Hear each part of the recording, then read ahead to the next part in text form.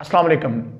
Chapter number 17 information and communication technology का जो topic आज हम डिस्कस करने वाले हैं वो है transmission of radio waves through space.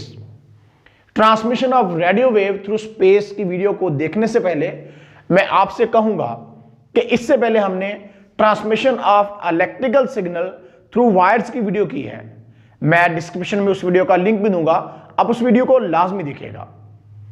अब वायर के थ्रू सिग्नल को जब हमने सेंड किया था और इसकी एग्जांपल हमने टेलीफोन आपको बताई थी और अलेक्जेंडर ग्राहम बेल ने किस तरह उसकी इन्वेंशन की और क्या तरीकाकार था, ये सारा उस वीडियो के अंदर हमने डिटेल में बताया हुआ है।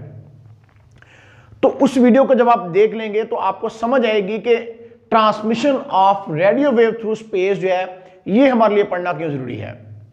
वायर के थ्रू जब सिग्नल जाएगा तो जब डिस्टेंस तक उसको हम भेजना चाहेंगे तो वायर की लेंथ बढ़ेगी, तो जिससे रेजिस्टेंस का सामना करना पड़ेगा, हमारा सिग्नल कमजोर होने लग जाएगा। तो इसके लिए हम आज पढ़ने जा रहे हैं transmission of radio wave through space. अब रेडियो वेव जो होती हैं बेसिकली ये स्पीड ऑफ लाइट के साथ ट्रैवल करती हैं। अगर हम एयर के अंदर स्पीड ऑफ साउंड देखें वो 1246 किलोमीटर पर आवर है। अब जब आपने इस साउंड को दूर दराज इलाकों तक भेजना है तो हमारा ये साउंड वहां तक जा नहीं पाएगा। तो इसके लिए हम रेडियो वेव का जो है सहारा लेते हैं और ट्रांसमिशन ऑफ रेडियो वेव को जो है हम सबसे पहले देखते हैं कि ट्रांसमिशन ऑफ रेडियो वेव क्या होती है।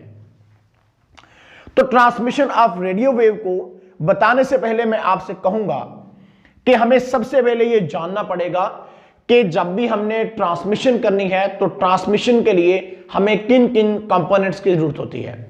तो इसके लिए हमें एक ट्रांसमीटर चाहिए होता है। जब फ्लो ऑफ इंफॉर्मेशन की वीडियो हमने की थी तो वहां पे आपको बताया था, मैं डिस्क्रिप्शन में उस वीडियो का लिंक भी दूंगा। ट्रांसमीटर, ट्रांसमीटर चैनल और उसके बाद रिसीवर, ये बेसिक 3 एसेंशियल कंपोनेंट्स होते हैं टेलीकम्युनिकेशन के। तो अब यहां पे हमारे पास जो है हम दिखा रहे हैं कि एक हमारे पास ट्रांसमीटर है और दूसरा हमारे पास रिसीवर है।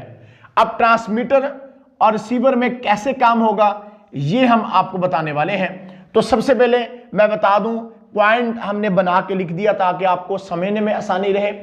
तो पहला पॉइंट जो मैंने लिखा है यहां पे वो ये है कि sound wave produced at radio station are change into the electrical signal through microphone.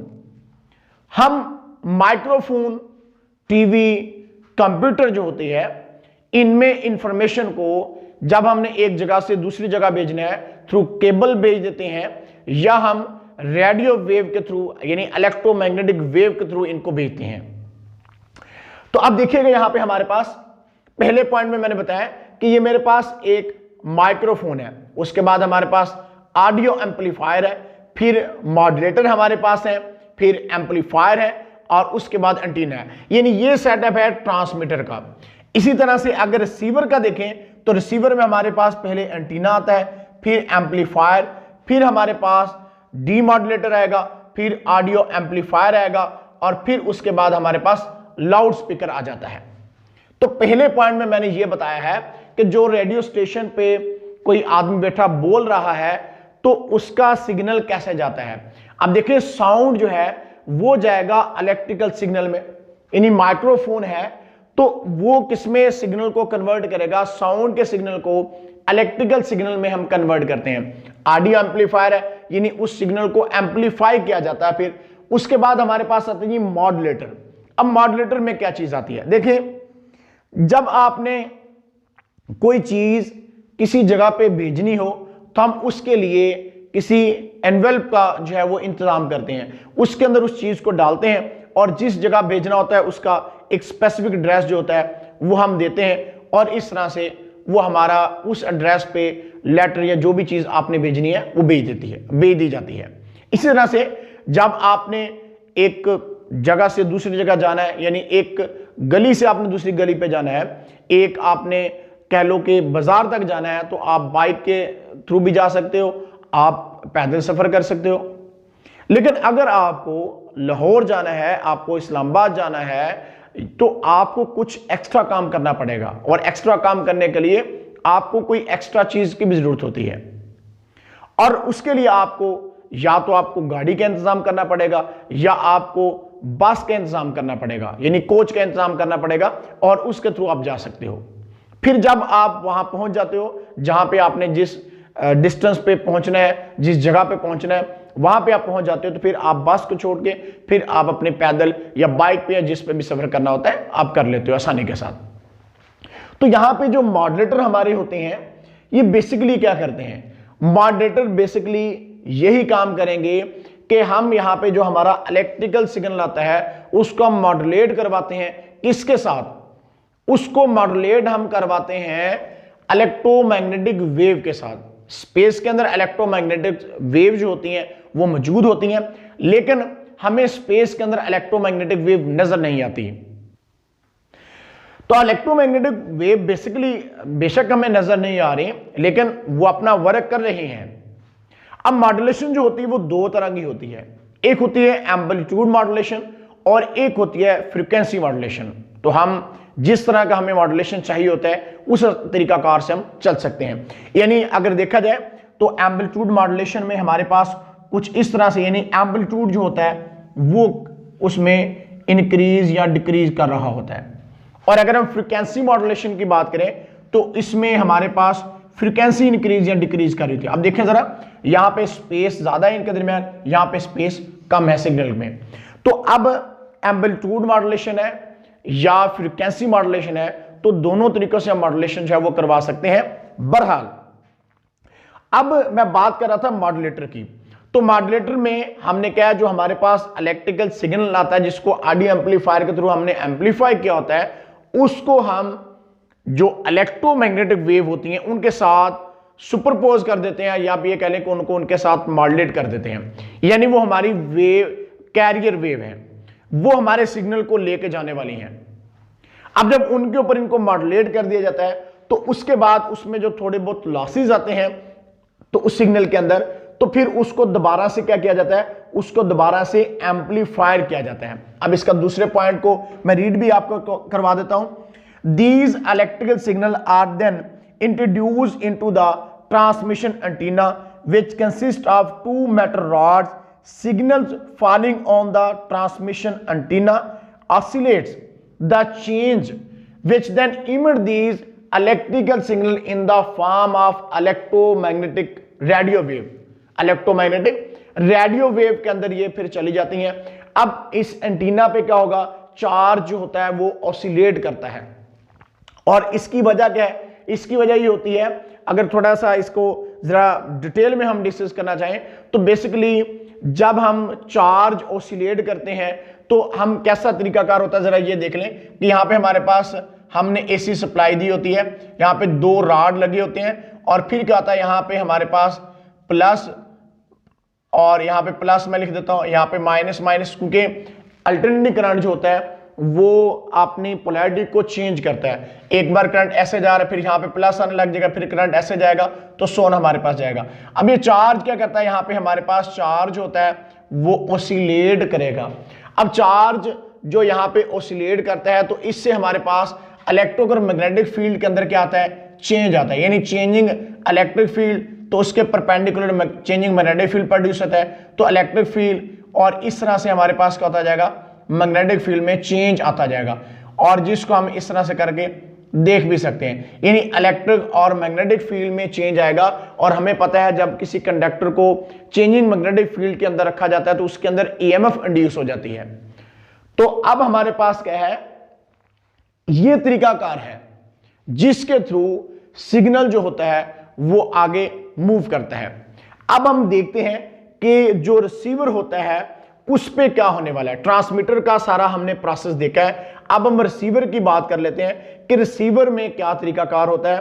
तो at the receiving end the receiver selects and amplified the modulated signal. अब रिसीवर ने कुछ हर किसी सिग्नल जो है उसकी एक खास फ्रीक्वेंसी होती है, उस खास फ्रीक्वेंसी को इसने क्या करना होता है, सिलेक्ट कर लेना होता है। The demodulator then extracts the information signal and deliver it to the receptor, radio transmission and receiving system जो है वो यहां पे हम आपको दिखा रहे हैं कि हमारे पास यहां पे क्या था, माइक्रोफोन था, साउंड के सिग्नल को इलेक्ट्रिकल सिग्नल में कन्वर्ट करते हैं, ऑडियो एम्पलीफायर, उसके बाद उसको मॉड्यूलेट किया गया था, यानी उसको हमने सिग्नल को इलेक्ट्रोमैग्नेटिक वेव के साथ उसको मॉड्यूलेट किया, फिर उसको एम्पलीफाई करवाया, एंटीना के थ्रू सिग्नल जो है वो स्पेस के अंदर फिर जाएगा। रिसीविंग एंड पे क्या होने वाला है कि यहां पे वो वेव आके क्या करती है, यहां पे मतलब ऑसिलेट करवाती है, यहां पे चार्ज होगा वो बेसिकली क्या करेगा, ऑसिलेट करेगा, फिर उसको हम, क्योंकि जब वो स्पेस के अंदर ट्रैवल करके आ रहा है तो डेफिनेटली उसमें कुछ लॉसेस भी होंगे, तो उसको हम एम्पलीफाई करते हैं। एम्पलीफायर करने के बाद उसको डीमॉड्यूलेट किया जाता है, यानी आप ये समझ लें कि जो आपने खत किसी को भेजा था तो उसने उसको एनवेल्प में से अब निकाल लिया है, पहले एनवेल्प के अंदर हमने डाला था उसको और जो एड्रेस उसके ऊपर लिखा था वहां पे भेज दिया। तो इसी तरह से अब यहां पे भी क्या होने वाला है कि यहां पे भी जिस जगह पे हमने भेजना था उसको भेज दिया, और फिर क्या होगा, भेजने के बाद वो उसको एनवेल्प में से निकाल लेगा और लेटर को अपना रीड कर लेगा, जो भी चीज आपने भेजी है। अब डीमॉड्यूलेटर ने क्या करना है, इसने भी जो इलेक्ट्रोमैग्नेटिक वेव के साथ यहां हमने इलेक्ट्रिकल सिग्नल को हमने उसको मॉड्यूलेट किया था, अब उसको डीमॉड्यूलेट कर देगा, यानी आप समझे जो कैरिड वेव है वो अब साइड पे रह जाएंगी और सिग्नल हमारे इलेक्ट्रिकल सिग्नल जो हमारा है वो दोबारा से फिर क्या होगा, उसको हम ऑडियो एम्पलीफायर करवाएंगे। जिस तरह से यहाँ पे ऑडियो एम्पलीफायर करवाया था तो यहाँ पे उसको फिर से ऑडियो एम्पलीफायर किया जाता है और उसके बाद लाउड स्पीकर के अंदर हमें वो साउंड जो होता है वो सुनाई देता है। अगर देखा जाए तो इसमें हमारे पास सारा जो प्रोसेस अब रिवर्स हुआ है, यानी पहले माइक्रोफोन था, ऑडियो एम्पलीफायर था, फिर मॉड्यूलेटर था, एम्पलीफायर किया, एंटीना पे गया। अब यहाँ पे सिग्नल एंटीना पे आता है, ओसिलेट करता है, चार्ज ओसिलेट करते हैं, changing electric field, changing magnetic field होता है और सारा फिर ईएमएफ इंड्यूस होती है और सारा प्रोसेस चलता है। और यहाँ पे देखें एम्पलीफायर हो गया, फिर उसको डीमॉड्यूलेट कर लिया, फिर ऑडियो एम्पलीफायर और माइक्रोफोन था यहाँ पे। अब यहाँ पे क्या लाउड स्पीकर है, यहाँ पे क्या था, माइक्रोफोन जिसके अंदर कोई शख्स रेडियो स्टेशन के अंदर बोल रहा था, तो यहाँ पे लाउड स्पीकर है जिसमें हमें वो साउंड जो होता है वो सुनाई देता है। अब ये चीज हमें समझ आ गया कि किस तरह से सिग्नल जो है वो ट्रैवल करता है और स्पेस के अंदर यानी रेडियो वेव के थ्रू हम सिग्नल को जो है वो भेजते हैं, और ये बड़ा ही मतलब एक आसान तरीका है। और उसके बाद ये भी है कि केबल इसी लिहाज से भी देखा जाए कि अगर वो इलाके जहां तक हम केबल को भेज नहीं सकते वहां पे हम इलेक्ट्रिकल सिग्नल जो है यानी आप कहने के इलेक्ट्रोमैग्नेटिक वेव जो है वो तो वहां पे यानी स्पेस के अंदर मौजूद होती हैं, कैरियर वेव जो है वो मौजूद है, तो जिस वजह से वो सिग्नल को लेके मतलूबा जगह जहां पे भी होता है वहां पे चले जाते हैं। और हर सिग्नल की कहने की एक खास फ्रीक्वेंसी होती है, यानी वो सेट की होती है। तो इस तरीका कार से यानी हम स्पेस के अंदर ट्रांसमिशन ऑफ रेडियो वेव जो होती है वो इस तरीका कार से उनका आप कह लें कि वर्किंग मैकेनिज्म है, यानी उनका काम करने का ये तरीकाकार होता है। तो अब इसी सिलसिले में जो transmission of radio wave through space है, इसमें ट्रांसमिशन ऑफ रेडियो वेव जो है, इसी सिलसिले में हम नेक्स्ट जो हमारी एक चीज आ रही है वो है फैक्स मशीन, या इसको टेलीफेसिमल्स जो है मशीन के नाम से भी हम जानते हैं। तो फैक्स मशीन क्या होती है, इसका एडवांटेज क्या है, ये भी मैं आपको बताता हूं। और इसके बाद हमारे जो नेक्स्ट इसमें टॉपिक्स आएंगे यानी transmission of radio wave through space में, यानी इसमें हमारे पास सेल फोन आएगा, इसमें हमारा फोटो फोन आएगा, तो वो नेक्स्ट पार्ट वीडियो का होगा, तो उसमें हम आपको बताएंगे, उस वीडियो को आप लाजमी देखिएगा। तो फैक्स मशीन क्या है बेसिकली, फैक्स मशीन क्या है, a fax machine basically scan a page to convert its text and graphics into the electronic signal and transmit it to the another fax machine through a telephone line.